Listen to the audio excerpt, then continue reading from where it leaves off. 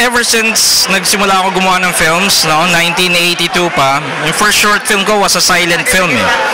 So magmula pa noon, obsessed na ako with film history, you know, film heritage, no. And itong Camera Obscura, matagal ko nang kino-conceptualize since the 90s pa. Ngayon lang talaga na buo, no, finally. And ang main goal really is to create awareness for the value of film history, film heritage, and yung history natin as a whole. Kasi nakikita natin yung history natin through recorded photographs, movies, and so on, no?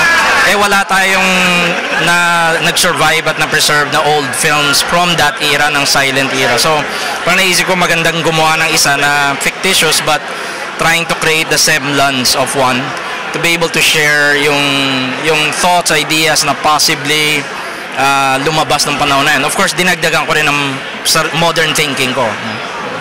Pero yung ending niya parang open-ended film, no? Wala talaga siyang ending. Ganun ba yun, Direk? Actually, open-ended siya, and it's a film within a film, no? Kasi may present day din eh, na pinag-uusapan yung value ng film. So, nagiging malawak talaga yung usapin within that film. Gawa nung dalawang mundo yung pinapakita mo eh. Yung mundo nung silent film at yung mundo nung present day, no, na mga tao na naghahanap ng meaning, no, sa mga nahanap nilang lumang films.